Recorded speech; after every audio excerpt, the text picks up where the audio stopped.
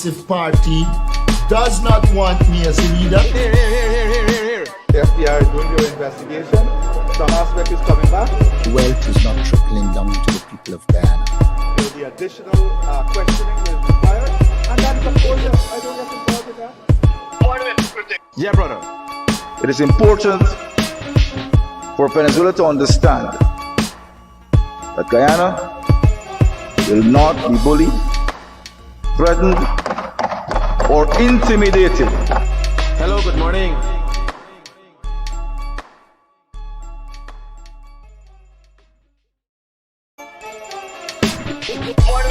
Here.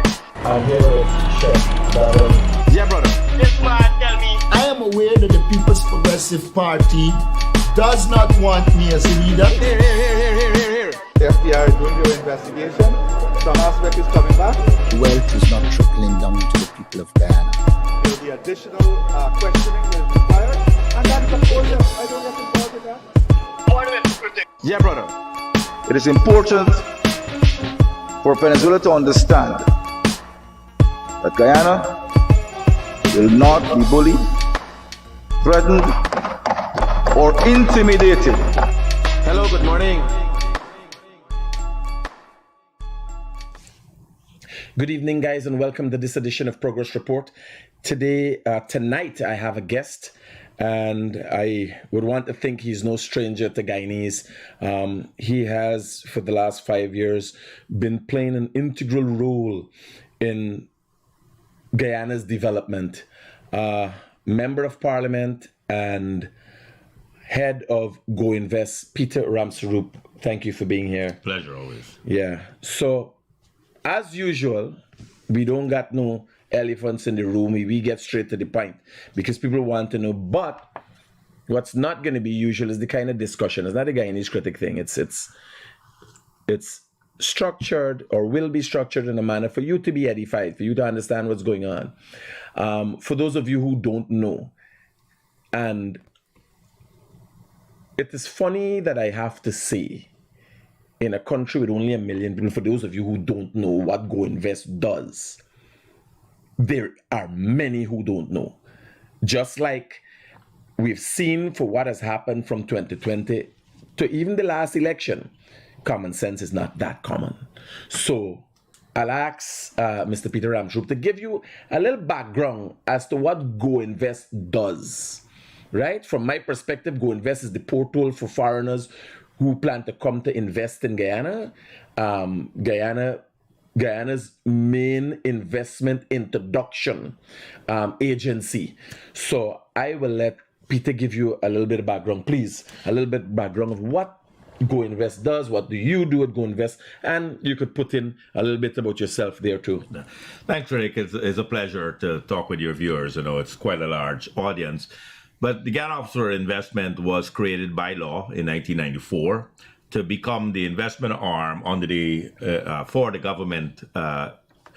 So our role is not just foreign investors, it's foreign and local investors. We work with foreign investors coming in to look at whether it's priority sectors, manufacturing, tourism, many things are out there. The local sector also has that ability to come in.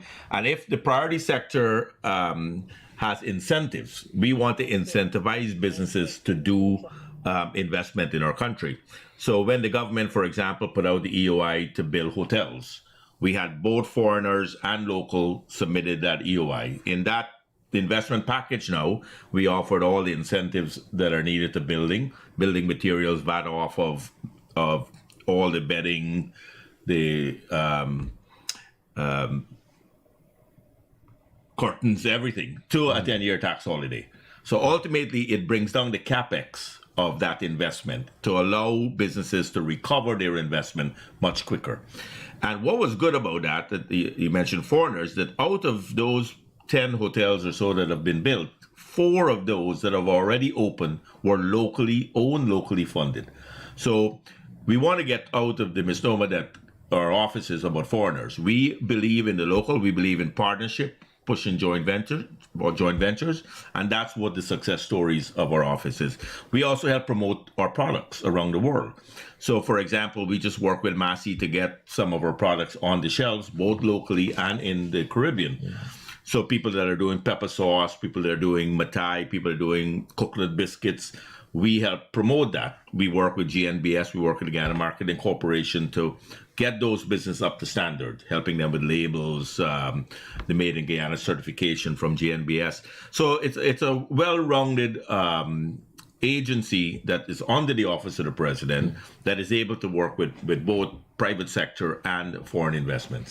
Tell me something, since you've put it that way, what are the percentage of Guyanese that benefit from the incentives that is offered by Go Invest in terms of percentage? I say in the last 5 years, safely over 60% of our investment agreements has been local. And we're proud of that, because if you look, whether it's from Barama, whether it's from the Aden Hotel, whether it's Yumayani, it's the guy DDL with the milk plant, all are local investors. So our focus is really to help guide our local businesses to exceed. Now, if a foreign investor comes in and says, we want to do agro-processing, first thing on our mind is who is the agro-processing providers in Guyana?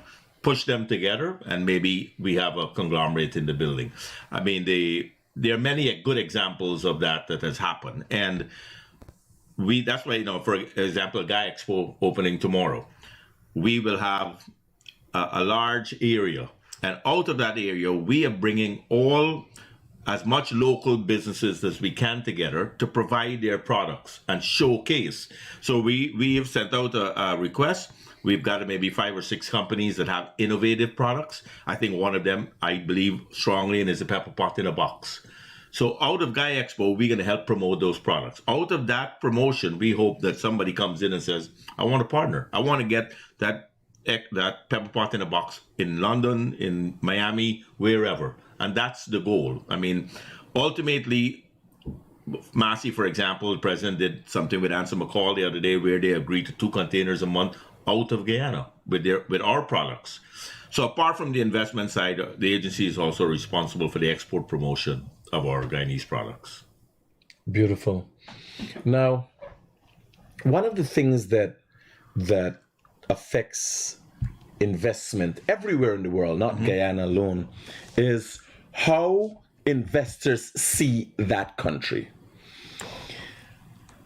We are doing extremely well. You can see it. You're seeing the development in terms of infrastructure that help those who are coming to invest to get to where they plan to invest in. You need roads. They're working on the infrastructure, the energy infrastructure, and so on. How has Guyana come in the limelight as it relates to this big debacle recently with the Mohammeds? It's brought so many accusations have happened.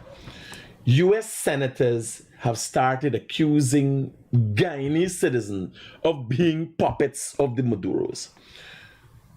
Have you seen, or is there any effect on people coming to invest, or investors saying, are asking questions about this and feeling a little uncertain as a result of this little bit of instability we're having in Guyana? Well, I think it's neutral. When investors look at Guyana, they look at leadership, production, or numbers. We've got a president that has a bold leadership style. He's got a vision. He has delivered in the last 5 years. He plans to deliver again in 5 years. What we're seeing with your example of the Mohammed is a distraction, right? A distraction that people realize if you're sanctioned by the U.S. government, and as long as our government, which we have not, is not dealing with him in any financial, any work capacity, then we're safe, right? And I think what and when you say, you mean Guyana, because Guyana is safe. People are concerned. No, but yes. So what is sad about what has happened with the Win Party and Mr. Mohammed is by him taking that distraction to help just have people focus on whether he gets extradited or not. I mean, it defeats the purpose of him running for office and getting 100,000 votes. I mean, whatever that was realized, whether he took APNU votes or disgruntled votes, the fact that he is wasting his voters' time. I mean, every day the concentration is on whether I get extradited or not. The people of the day wants to succeed in Guyana. I mean, when you see the president talk recently, was live yesterday, talking about the Barbies development, when you see the announcement of 40,000 house lots and homes in the next 5 years, when you look at all of the initiatives to bring success to Guyana, that's a distraction. And you know, at the end of the day, a grand jury investigation is solid, right? A grand jury meets, you know, in the U.S., evidence is presented to them. Some are sealed, and the reason why some are sealed and not released because they don't want the other players to know that what is in those indictments. Because if they know now, they may run, they may hide. So when you look at what's happening with the extradition, the legal process is taken over, and everybody have a right to go through the legal system. But the end of it all, right, the extradition will happen. You know, that's just how the legal system works. But the process is there for you to fight it as much as you can. But U.S. sanctions, you know, didn't affect, it could have affected Guyana a lot. But Mr. Mohammed is trying to act like the government is involved in this. The government is not involved in this. There are certain, what as the Attorney General said, there are certain legal aspects that we must do. The treaty is signed between the United States government and Guyana. There are conditions of that treaty, right? And with that conditions, we must follow. And that's what has been happening. So I'm not sure why it is becoming a political issue, right? I'm more concerned that the president vision and plan for the country, all those people that have voted for, whether they voted for the PP, the APNU or WIN, got to concentrate on what is out there for them. And that's a sad part that I want to make sure all the viewers out there that maybe Mr. Mohammed supporters don't be distracted of what Guyana has to offer. Don't be distracted what you should be applying for your house lot. You should be applying for a turnkey home. You should be looking at the training programs we have put out there for you to get trained to be a welder, to be in university. And if you were able to do that, that's your future, right? Don't concentrate on this distraction, right? So government is focused on developing our country. The president is absolutely focused on developing our country. This will go away. At some point, the legal system will fix it. And, you know, what will happen is that what will be on seal in the indictment may be shocking of what the level of involvement was with whether it's gold, whether it's money laundering, whether it's wire fraud, whatever the charges are will come out. And Mr. Mohammed will have a chance in the United States to defend himself. On the note of money laundering, and a lot of people might not have known or realized that this is an issue of an international magnitude taken. Some of the issues uncovered in the indictments involved Miami and Dubai, gold and the return of money, U.S. currency. Have you seen, and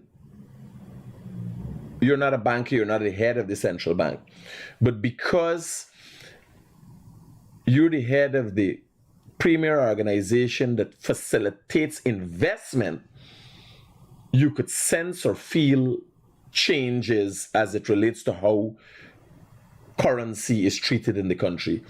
Do you see or sense the effects that Guyana, or has Guyana been affected in any way since we've been accused of this level of money laundering and these things? Does it affect our financial organization? How does that affect investment? Have you seen any effects in that, or have government made any adjustments to ensure that this doesn't happen again and bring disrepute to our financial organizations in general? Well, I think our financial management of Guyana is sound, right? And because we've had good regulations in place with money laundering, it has not become an issue. But I think you were getting more to the foreign exchange issue. Foreign exchange. And banks have pulled out. Good. Yeah. Banks have literally disassociated themselves from private accounts of persons associated with the Mohammeds. Yes.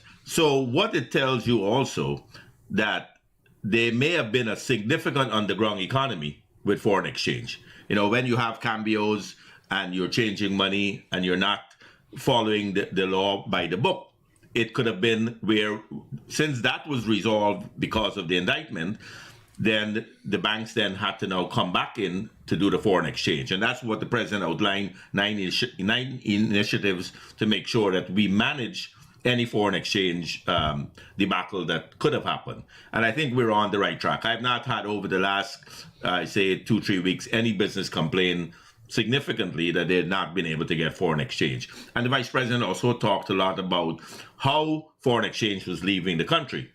But it's slowing down because people had to buy a lot of equipment. Now the equipment is in, they don't need to buy new equipment. So it will balance itself out over time. But it was a good wake-up call to understand, you know, that even with all the regulations we have, someone was able to still break the system. And the fact that the U.S. found out how that was happening, they have better systems than us. None of us would ever disagree with that. You know, if you're shipping something to Miami, to Dubai, there is a tracking system. So if things are going in that shouldn't be going in, they would let it go in for a year or two until they figure out what the scam was. And if there was a scam, which there is, because the indictment says there's wire fraud, money laundering, they will then come out with those charges, which they did. What is unknown, there's so much more, because there are 3 or 4 more sealed indictments that can come out.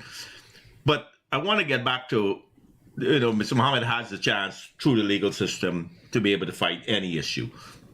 But he keeps throwing back into the box that this has something to do with the PPP. It has not, right? I mean, I've lived in the U.S., I've been in the security sector. Indictments are indictments, right? No political government, no government can tell the U.S. who to indict and not indict. That's impossible. So saying that is absolutely incorrect. The other one that I heard him say lately that is very, very alarming is that he won the election and the PP stole it. I worked election day throughout many areas. Every polling station had a win person, an APNU person, a PP person. So how could he have won the election? But to tell your supporters lies and misinformation is very bad for a country, because ultimately it affects them too, because they need to know what to believe and not to believe. So he's doing a disservice for the fact that he has 16 seats in parliament and not being responsible to his supporters to tell them he won the election, the PPP stole it, is creating disarray among the population. That's why I want the population to know, get on with understanding what the next 5 years look like. Make sure you are not left behind. And make sure you... Peter, if I may, I'm hearing you saying this loud and clear. The government that you're a part of has been acting differently.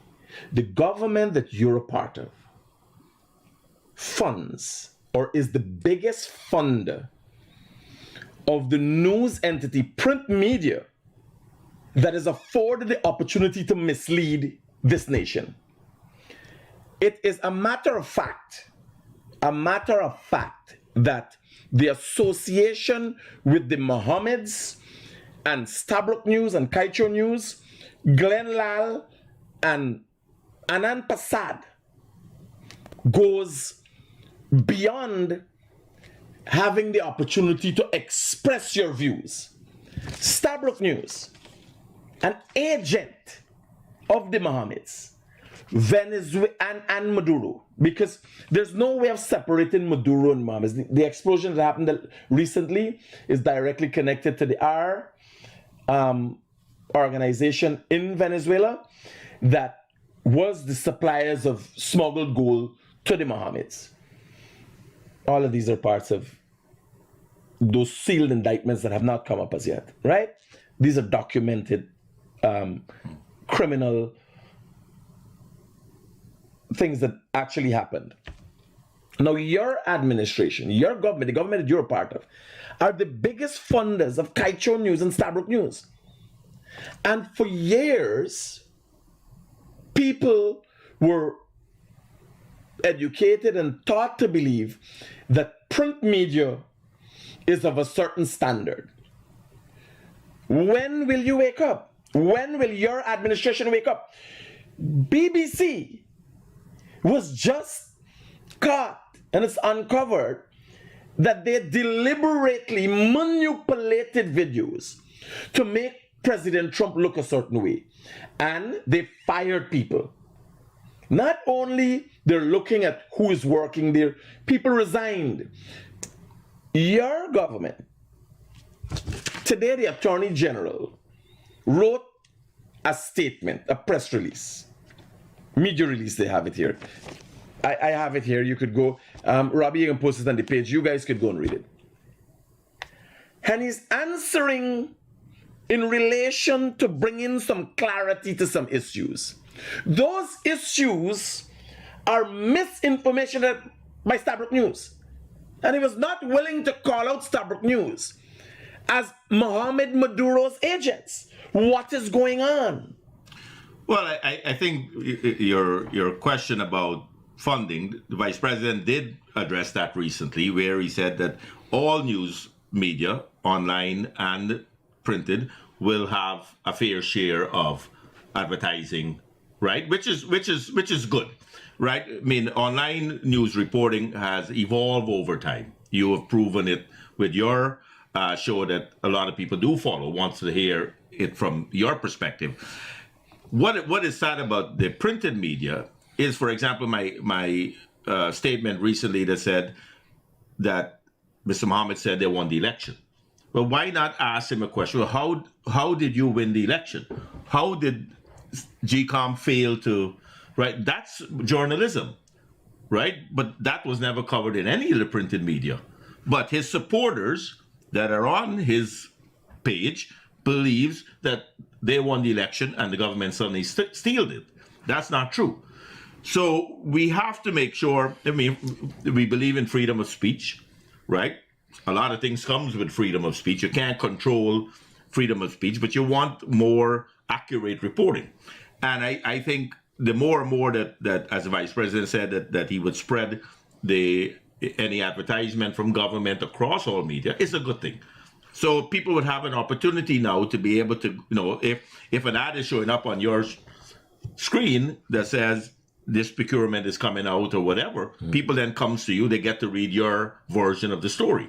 And that now will educate the population much better in terms of, wait a minute, this media said this media said it, what's on right? And we have to have good sources.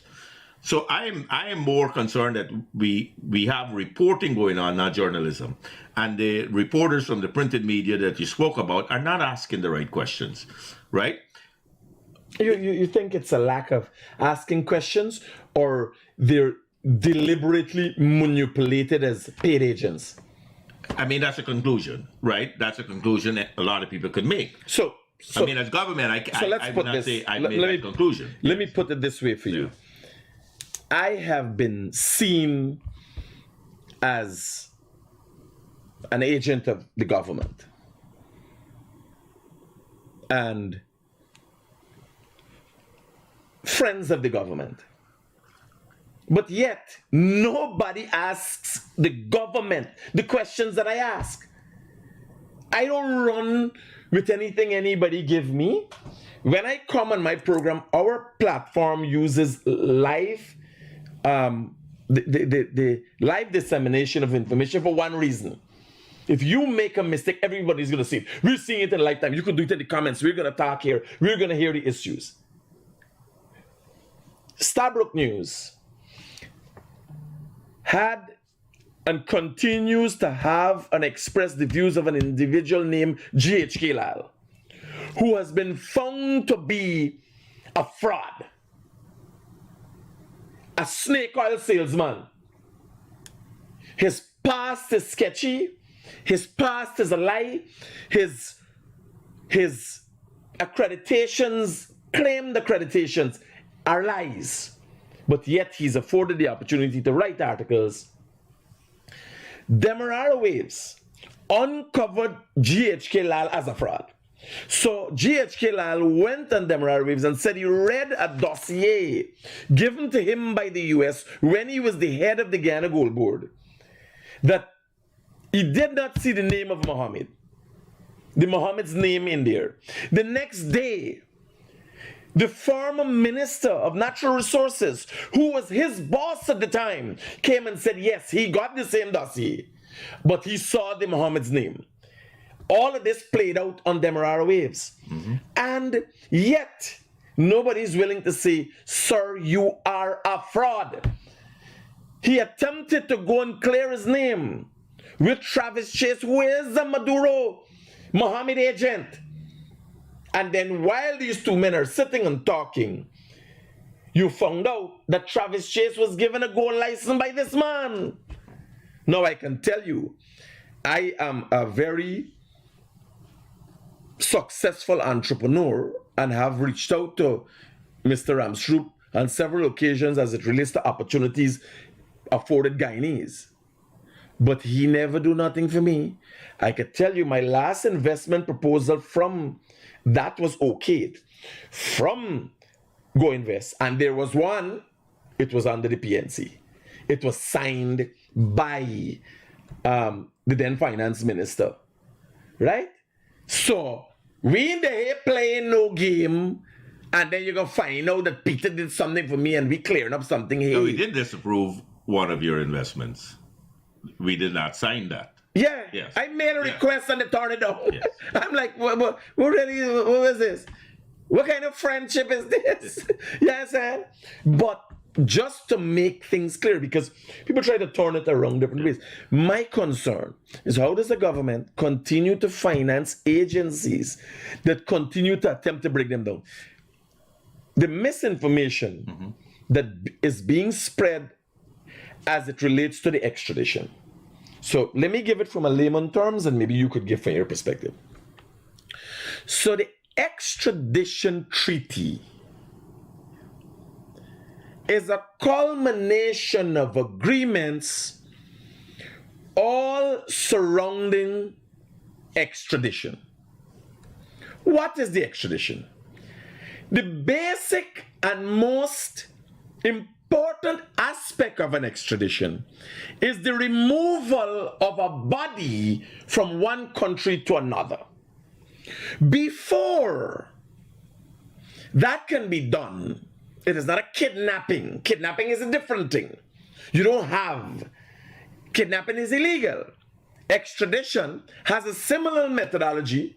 They pick you up and carry you to somewhere else in handcuffs. It looks like it's a kidnapping, but it's not a kidnapping. Because what happens is one country, through a legal system, make a request to another country to have an individual that they have investigated, and this is in most cases have investigated and come to find that has participated in illegal activity in their country.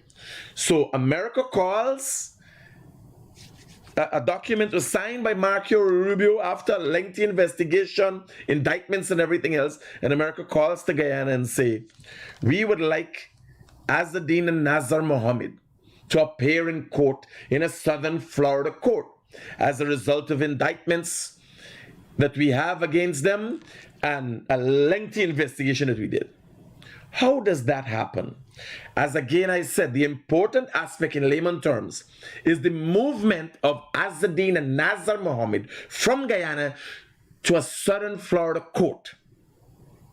What happens is everything in terms of the legal procedure that affords okaying the magistrate, the judge. Now, Mr. Mohammed has the opportunity to go to a court and be told, America asks for you. They're asking for you. Do you have anything to say? Mr. Mohammed said, I don't know America. I don't know why they're asking for me. I don't know these people. You understand? He has an opportunity. The first opportunity, he was given bail, to the surprise of everybody, but nonetheless, a part of the legal process. The second opportunity that he visited court, it is the requesting lawyers, the lawyers in the court who happens to be Jamaican lawyers who are representing American interests that are paid for by Guyanese, yes. And next misdirection is trying to be created by the Mohammeds. These lawyers are paid for by Guyanese taxpayers' money, but on behalf of the United States of America, just like when the Guyanese requested for a murder suspect, the guy from Borbis, yes. Right? You remember his name? I remember his name. Marcus Bisram. Guyana paid for the trip from Marcus Bisram to come back. But the legal process in the United States of America, and at that time was New York, was paid for by American taxpayers. So Guyana is paying for the legal process, which leads up to the extradition. All of that's not the extradition. Those are processes which are part of the extradition. An extradition is like an extraction. You pick up somebody and move them. When America gets the okay to take Mr. Mohammed, they will be sending a nice private jet or maybe a big plane. I don't know if Trump gonna send a personal plane for him, but whoever is it, gonna be their expense. No, I'm saying all of that to say, Starbrook News came, did no research. Again, at the behest of taxpayers' expense. Starbrook News is funded by your government, who misleads the people. I don't think you can say Starbrook News is funded by our government. Government takes ads out in papers, right? So it's not government funding Starbrook News. We put ads in all the newspapers right now. But I can't say, I would disagree. Okay. When you say that government funds Starbrook News. Well, government is the biggest funder of Starbrook News. Yeah. That's a matter of fact. There's nobody. Newspapers depends on ads. The biggest advertisers in Starbrook News and Kaichi News is government. Given, if I were to own 51%, just 51% of a company, who's the boss? You're the boss. So given the government gives more than 51% of the funding to Starbrook News, who do you think encouraging it? I mean, we can't say that because we have never seen the financials of Starbrook News. I won't think government you can say that we pay 51%. More than 51% of right. That could be no. That more than 51% of Starbrook News income comes from government. Well, I don't think that's a fact out there. But the point you're trying to make is that the reporting side of the known newspapers in Guyana are not doing a great job at dealing with the issue at hand. So if you have an extradition going on, the papers rightfully should look at all the angles, should write a story about the process, because the process based on fact. Yes. Yeah, right. They're not doing that. They're twisting it to create attention in different manners. And ultimately, whoever is influencing those newspapers, it could be somebody on the other side influencing with money, right? Government is not using the ads to influence the newspaper to write on their behalf. Obviously not. No, but somebody could be doing that to write on their behalf. So that 51% may not be what you're saying is coming from government. It's not. But I think the point you're trying to make is that we've got to make sure the people of Guyana do not get distracted with this that is going on. The president is focused on developing our country. The president has given us his vision. We won the election by a landslide. We went to 36 seats in parliament. So the greater population said to us, we want the PPP government to run this country. They dismantled the APNU. Win picked up the disgruntled votes from APNU because APNU wasn't doing anything. But ultimately, we have the mandate as government to deliver the next 5 years. To all Guyanese. To all Guyanese. All Guyanese. The president has outlined that vision. We're going to continue to be aggressive on that vision, and we're going to deliver. Right? Ultimately, the president's success every time, the last 5 years and the next 5 years, he said his success and his measurement is the wealth and prosperity of every Guyanese. So we have all the opportunities. I mentioned the training programs, the education programs, the housing program, infrastructure, jobs, construction jobs, all of those are happening right in front of our eyes. So if folks are spending, whether it's Cyber News or Kaitra News, spending time on Mr. Mohammed, that will be over. When that is over and he's extradited and gone, what happens? Why waste that time? Why get distracted with noise and grievances? We've got a country to run. We are running that country the best way we can with His Excellency. We are delivering to the Guyanese people. Stop with that attention. His 100,000 supporters that went to him, I bless their heart, but the fact that they need to now figure out Wynne cannot do anything for them. They have no legislative power in Parliament. They can create a lot of noise, like APNU is already doing. They're already creating noise about submitting amendments to NRF Act that cannot exist because there's a court process going on. So we've got to go through in Parliament and define legislation that benefits the people, right? Coming in grievances, which is what all the Wynne party has done since election, is on grievances, is on the extradition. They have not told the supporters a single way they will make their lives better. They have no power to do it. They have that way and they've shown that way. They don't have to tell them.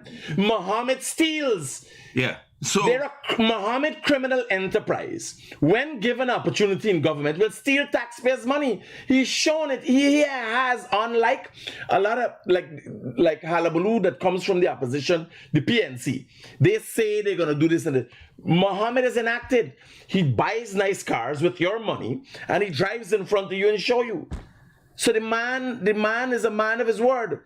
He runs a criminal enterprise and he shows people that he can do this. Yes, but again, my counterbutt to all of that is the fact that we cannot allow our people to get distracted. What do you think? You've used this term several times. What do you think?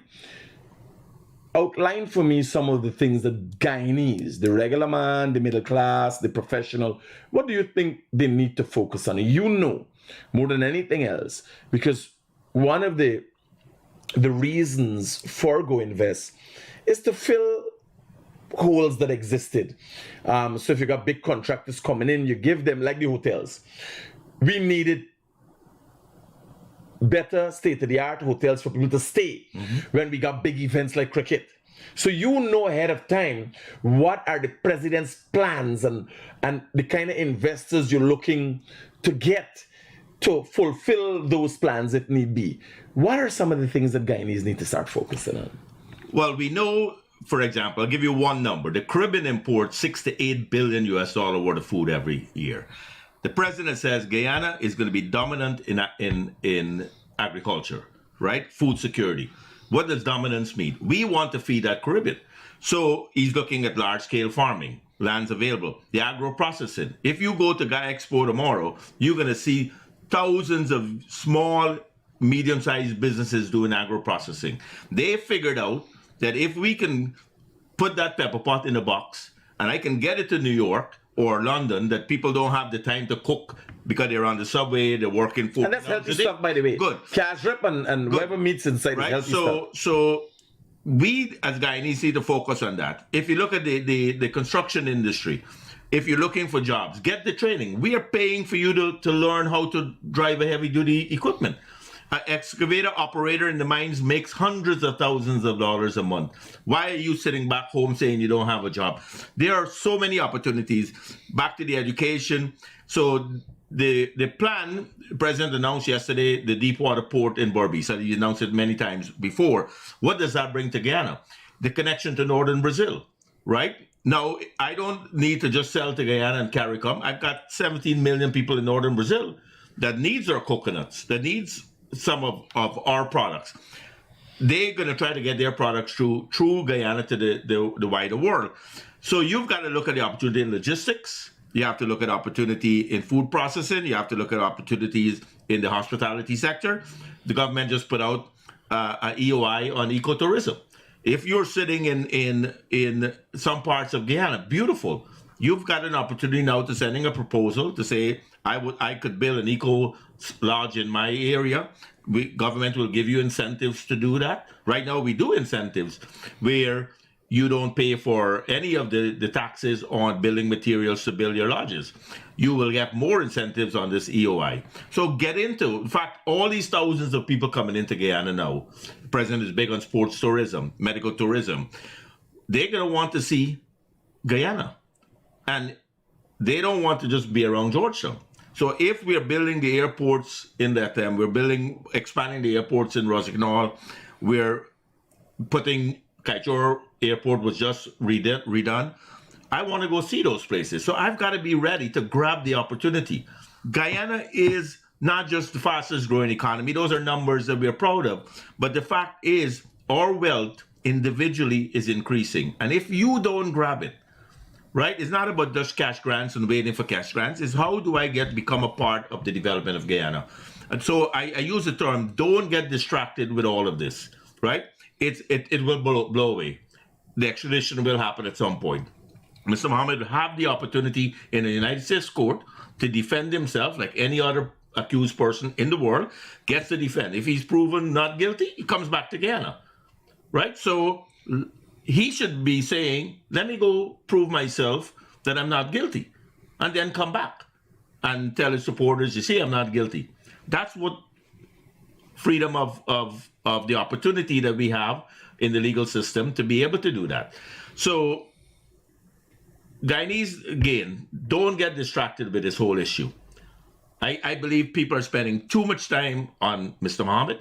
He is sending bad information out there to his supporters, telling them he win the election, telling them about, government is after him. Government is not after him. If government was after him and we didn't have freedom of speech, we didn't have the legal system, you would have just go pick him up and throw him in jail. We have not done that. So we believe in democracy, we believe in the rule of law, we believe in transparency, and we will continue to do that. And that's what our citizens need to be proud of. We've got a country where everyone gets a chance to defend themselves. And if you did wrong, you're going to pay the price. And I'm waiting for the court in Florida to try this case. If he's proven not guilty, he comes back home a happy camper. If he's proven guilty, and the U.S. system is very, very solid in their way of doing business, then he would have to pay the price. But in the meantime, Guyanese need to focus on Guyana. Let's get on with the business in Guyana. Let's take every opportunity the president has offered, and every opportunity makes our lives better. If we can make our life better with what we have, the newfound wealth is not about oil and gas. The newfound wealth is about our known industries. How do we grow more food? How do we process more food? How do we be part of the service industry, right? How do I, if a cruise ship is being able to come into Guyana in the future, how do I get to work on that cruise ship? How do I provide the coconut water on that cruise ship? That's what I need to be thinking. How do I become part of this development? I went on a cruise last Christmas. And what was devastating was when I asked for coconut water in the Caribbean, I was given a box of coconut water from Malaysia. Philippines and Malaysia. I was so upset. I go, wait a minute. We got the best coconut water. Good. So how do we then figure? So my goal as part of Go Invest and the president is to try to figure out to put some investors together. If we can box our coconut water similar to what the cruise ship wanted to buy, that's what we need to do. That's where the opportunity lies. The opportunity lies in our next 5 years of development. We have done a great job in the first 5 years. The president delivered on every single commitment he made to this nation. And I think the next 5 years, he has outlined a vision. What an investor looks for when they come into a country. They look for leadership. They look for a plan. They look for past performance. They look for, do you have financial stability? Macroeconomic, microeconomic stability. You look at your leadership. Are they able to deliver on these projects? We've got all of that. That's why you find so much. We had 5 years. The president had 5 years to prove himself. Yes, and time naming him in the top 10 of the top 100 wasn't by chance. The fact that he has proven to the world how to run a country. He has proven to the world how to run a country with oil, right? How not to let the Dutch disease happen. How to focus on what you know best, the modernizing our known industries, whether it's rice, whether it's agro-processing, whether it's ecotourism. That's what we know. Let's modernize it with the money. And let's use our money to build out the infrastructure. The more infrastructure you build out, you build that road to Brazil, which is happening right now. Out of that road, there are going to be many exits. And every exit When I'm driving to Lethem, I see an Amerindian village. It should say the best honey in Guyana. Stop here for the best honey. So why would I want to buy honey from Guyana versus Philadelphia? I mentioned this many times. So if we are producing honey in a green environment, in a green society, in organic way, then why not? Why can't we be competitive? And that's our focus, is to make Guyanese have a chance to be competitive, benefit from this. So this distraction that is happening out there, and because it's a 16 seats in parliament, 100,000 votes, whatever is out there, we want to make sure those people don't get false information. They're already getting enough false information. And Mr. Mohammed, as a parliamentarian now, as a sworn-in parliamentarian, should be responsible. He should be telling his supporters the truth. He should be advocating for some projects that they believe that could be done better. That's his job as a parliamentarian, not to tell his supporters that the PP is after him, because the PP is not. It's guaranteed the PPP is not after Mr. Mohammed. The legal system is after Mr. Mohammed from the United States. He did not win the election. He won 16 seats. We did not contest that he stole 16 seats. He won it fair and square. The PP won 36 seats fair and square. We will continue to govern this country with transparency, accountability. The president has a vision, a bold leadership style for the next 5 years. And his goal is to make every Guyanese, every single Guyanese. And he said, not only in Guyana, from around the world, right? Vice President said the other day, if you come home and sign up for the cash grant, you get it. Because once you got an ID card. Yes, we don't discriminate against whether you live outside or not. That tells you the president believes in the diaspora. He believes in our people. He wants to link that. We need the skill sets back in Guyana. We have gone through foreign affairs, in recruitment in New York, in recruitment in Toronto. There are many diaspora events going on around the world, in the next 6 months. I was just in London at Britcham. You know how many Guyanese come and tell me, you know what, I wish we had come back home 5 years ago. How could we come back now? And that's so exciting, because they now realize what we said we're going to do, what the president said he's going to deliver, and the economy is proving to it. Salaries have gone up. Public servants' pay raises have been significant in the last 5 years. It will continue to go up. I'm sure corporate taxes and taxes will come down over the next 5 years. Money is being spent back on the economy, from housing to infrastructure. By building out more infrastructure, you build out the economy. And you get a chance now to go, I have land, but I couldn't get to the land. Now, with the new roads, I can get to my land and I can develop it, large-scale agriculture, right? The president talked about doing citrus, right? We've got juices around. Sometimes we've got to import citrus to create juices. Sometimes we have to import peppers to make the curry. Wait a minute, that's an opportunity for us. The president has outlined the greenhouses. Apply for one of those shade houses. You can wear a suit and tie and go in and make big money. Imagine all the foreigners coming into Guyana, want broccoli, cauliflower, sprout. Why not get into that business? Go to a hotel and says, I can provide you now broccoli 7 o'clock every morning. You think, outside of the Mohammeds, you think we are people that are easily distracted? And what do you suggest is a remedy for that? Well, I mean, the remedy is telling us, listening, the fact that, when we went to the polls, that's a measurement, right? You go to the polls, every party have a chance to present their manifesto and their plan. We presented a very powerful manifesto. Majority of the population said, you know what, this is who we want, this is what we want, and that's why we're voting for the PPP. If you look at what the opposition got, they have now lost multiple seats in parliament. The PPP have won a majority, a landslide victory. So the rest of those that did not vote for us, right, you have a right for your opinion, but ultimately, you're a Guyanese, right? Don't be left behind. Don't get distracted with the misinformation out there, right? APNU was not delivered. They had 5 years in government. They failed. The PP inherited a stagnant economy in 2020. We rebounded it. We delivered it at a pace that you can't disagree with. APNU was split into two or wiped out by part of win, but it's not even enough to counteract the PPP. So if I was sitting as one of those supporters, APNU or WIN, I would go, wait a minute, why did the majority of this population voted for the PPP? Their plan must be a good plan. If their plan was good, they may have won the election. Their plan was not good. It was AI driven. It didn't make sense. APNU already tried it before and failed.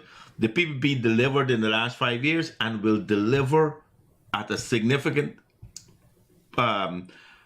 trajectory over the next 5 years. So get on with being part of Guyana. Let's get out of this distraction. Let's move forward and seize the opportunity, right?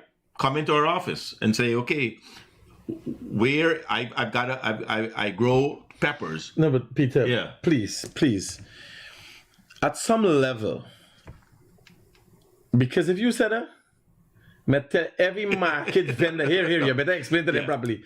You would cause confusion for yourself. Explain to them. I was gonna go to the scale, Please, level. go to the scale level. Please Right. do that. So if you have a large farm, let's use peppers as an example, and you believe you have the quantity enough where an investor coming in may be interested in setting up a production facility. We want to know, right? Ministry of Agriculture wants to know, right? If you have land, good land that have access, that you're willing to partner with somebody to build warehouses, let us know. Right? Nothing is wrong with that. We can't say we'll solve all of it for you, but when an investor comes and they say we're looking for land, we're looking for a partner, you say yes. We got a Guyanese partner that's ready for that. to do that. Yeah. Right. So the more information contractors, we as contractors, being the founder of one of the fastest growing construction companies. So what I've learned is that we just put a portfolio, all the equipment we got, and then I drop it off at every ministry, every NDC, and let them know that in the event you got something going down, we could deal with this. So they have is like pre-qualification. So it's like a bit of pre-qualifying and saying, here, I am in Guyana, I'm looking for partners. Like recently, I've learned that the European Union has invited a select set of Guyanese business persons through Go Invest, and who are going to be visiting certain parts of Europe in the end of by the end of this month. Yeah. That is opportunity. If those persons would have had to be recognized, I don't think Go Invest went and look for names and bags. If the European Union asks you for business people, it would have to be people coming out of some kind of organization or structure.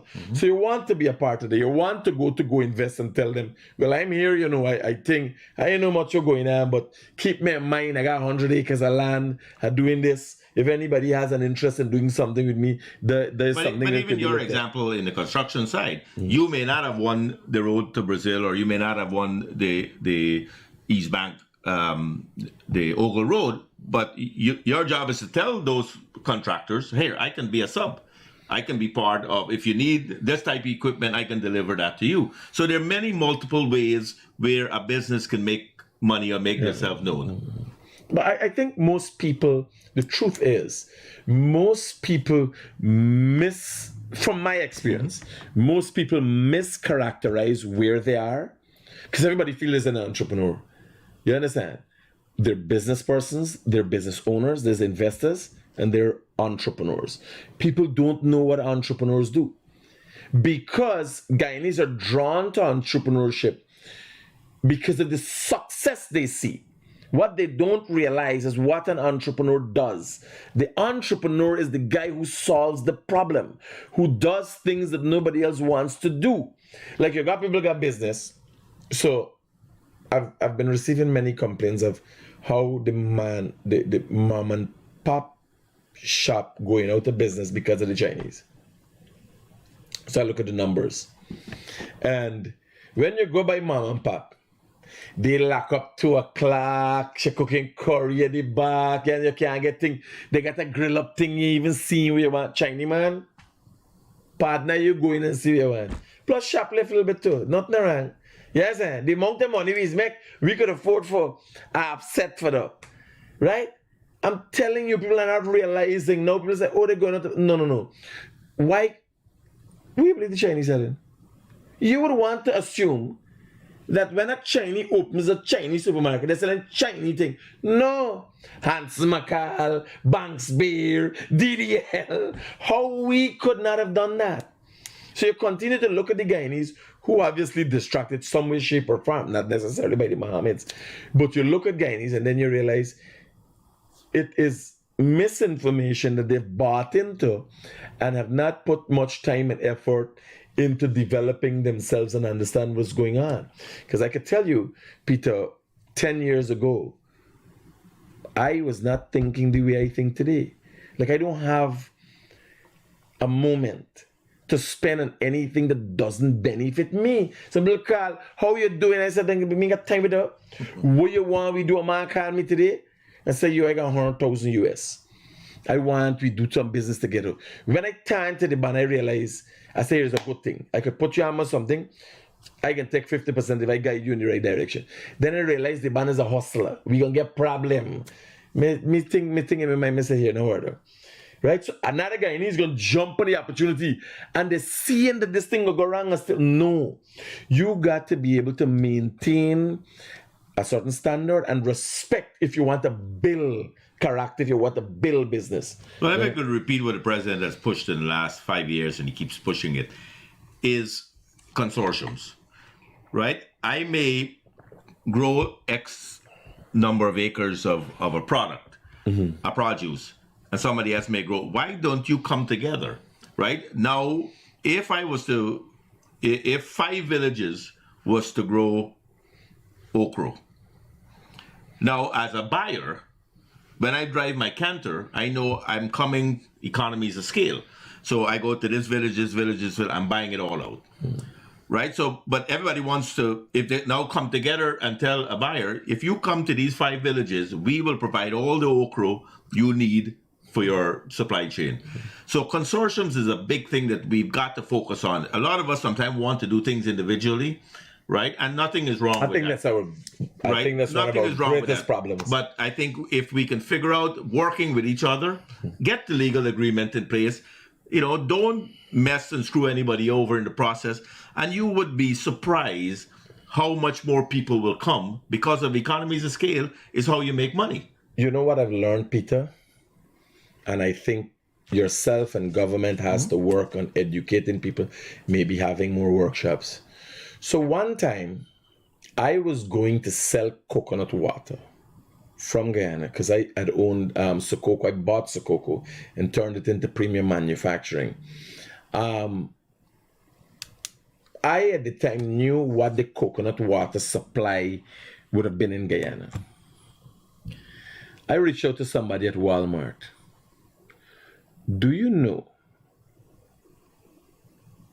the people turned down my proposal based on me not having the volume. And you'd be in Guyana, you thinking, we got enough coconut. Here I tell you, bear in mind, I'm not telling you about supplying America. I'm talking about getting our coconut water in Walmart. Just one superstore in America. The people them say we need, here, we am talking to people if you can't supply this amount. When I go and check Guyana, I got the amount today. So one of the drivers, like you saying pepper, if you're gonna go into one of those stores, those people thinking, we don't want to be with nobody with no handbag. We need 10 containers. Can you supply 10 containers? Can you do that for the next 5 years? And they're willing to buy in with you.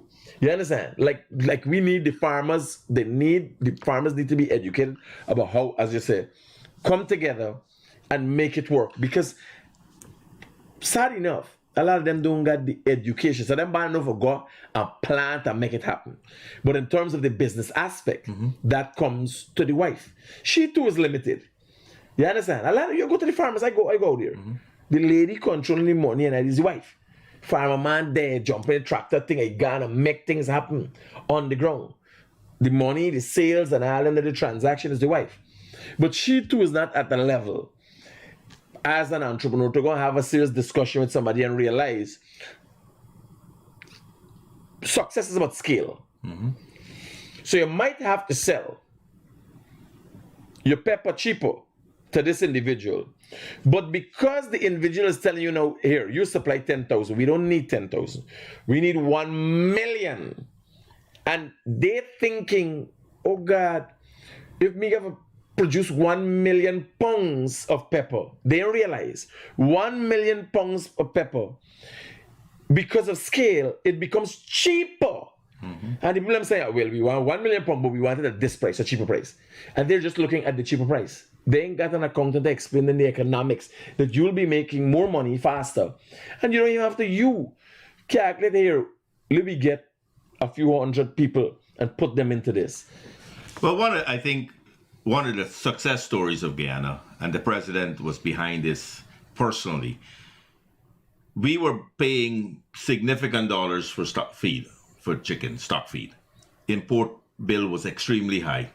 He put 5 or 6 poultry providers in this country, all competitors, in a room, and said to them, why don't you plant your own corn and soya bean? Here's where the price is today. If you plant here, where the price would be. You know, those competitors agreed. They got the land. They've planted. Now we're going to be self-sufficient in stock feed. They buy from themselves right now at market price, so nobody is getting it at a cheaper price. That they reinvest their money again. Ultimately, we become an net exporter of stock feed. Who would have ever thought that? But 5 competitors realized that the only way they can be competitive is work together. And stay competitive is work together. And that's a proven... You know, it's another big thing that I don't think people notice. You know, in certain aspects, Munishwar and Jan Finance working together now. The war for the front there becomes one. They work together now. Yes. Competitors, the 2 biggest competitors. Because the container has to come in. And if they don't work with each other, they can lose business. Because if one is full, so why not share the space? Now we've got new ports coming on board. TriStar over the river is going to open very soon. You've got the Veshi that is taking in more and more work every day. So the amount of goods that are going to come and go in Guyana is significant.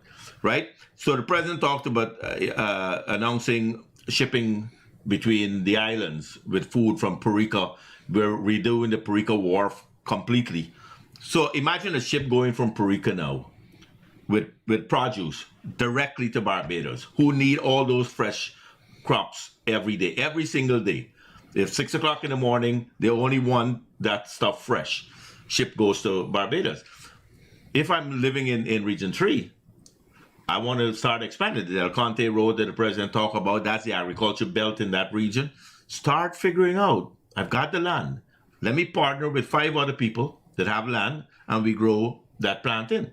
What does that plantain do? Right now, it may go to Barbados green, but ultimately an investor going to come in and says, wait a minute, why are you guys sending this thing out? Why not let's produce something in Guyana? So when you talk about the peppers and other products that we produce, how could we agro-process that?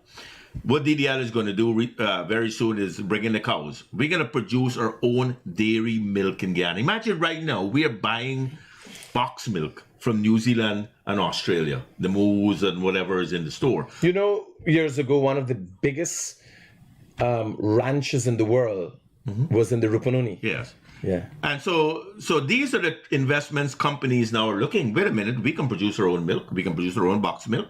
Ultimately, we'll produce our own dairy milk. There's a company in Berbice that is producing the cottage beautiful cheese. Fresh milk too. Yeah, fresh milk. That's a Guyanese came back from Canada, diaspora, came back and said, you know what, that's a need. I'm going to get some cows, I'm going to get some... and he's not just producing, and he's not doing his own cows. He's going to the farmers and says, you know what, I want so much gallons of cow milk so I can help filter it to sell to the consumer. So he's allowing other people to make money while he makes money too. And that's what we need to get to. And I go back to why I said we got to concentrate on each of us. How do we develop our businesses? How do we develop our lives better? If you're a young professional, apply for a young professional house lot. You know, mortgages are down 3 or 4%. Imagine you can get a $24 million mortgage or $20 million mortgage paying less than $100,000 a month, right? You can't even rent an apartment for less than $100,000 a month. And you can have a nice, beautiful 2-story house that is a turnkey house provided by government, and that's what you're paying. That's Peter, opportunities. We are running to the end of our time here, but given the importance of what you do at Go Invest, and given the importance of the things you know and can offer to Guyanese, I will leave you as much time to close off to get your message and your government's, the president's message across to the people. So it's over to you, basically. No more questions.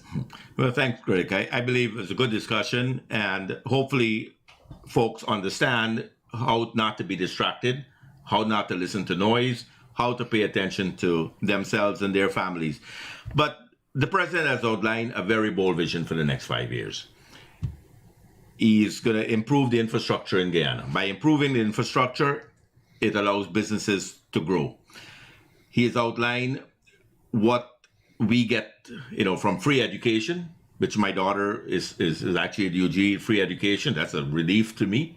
The fact that my children now can get a chance to develop themselves, whether it's a technical, whether it's operators, they can go on the rig, the Port Moran Training Center is there. So if you're a parent listening to this, follow what is happening with government, what we have proposed, get your children educated, and there are many different ways of the word educated. Don't have to be physical college, could be, as I said, a welder, right? Welders, we can't find welders. You can't even find a plumber today if you're an ordinary person looking for a plumber. So the opportunities are there. So if you look at what the president planned over the next 5 years, he's talking about the large projects. The large projects will bring jobs, it will bring opportunities for growth, for farmers to produce, to feed 12 hotels. He has put one of the biggest success stories, I believe, with the fact of our newfound wealth, is the president's focus on human capital. And when I say human capital, imagine building 12 plus hospitals across the country, modern healthcare. If as a parent, and even myself as I get older, I want to have the best healthcare. I don't want to think I can't afford to go to the US. That brings a certain level of confidence. Confidence, right? I'm so proud of the fact that we have got now a modern healthcare system being in place. We've got an education system. The focus on human capital is there. Ultimately, the biggest success of our president is the fact that he believes in our people, in our country. And that is the success that will take Guyana to the next step. We are going to be energy dominant in the region. We are going to be food dominant in the region. We are, with the climate change, the climate security. When I was in London, when I tell people our forest is the size of England, and we're not cutting it down, but you're going to pay us, right? It's worth money. So we can borrow money if we had to, on the fact that we've got $195 billion worth of forest standing right now. So my message to all of us out there is to don't get distracted by the misinformation. Don't get caught up the fact that we're somebody's saying a political involvement in extradition.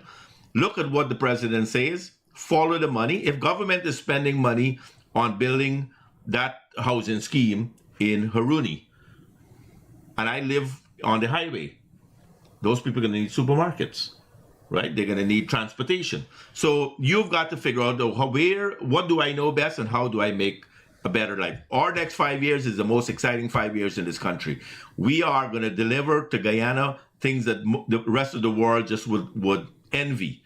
And the ultimate prize is the human capital, the investment in our people. And that's what I believe my president, our president, success story is.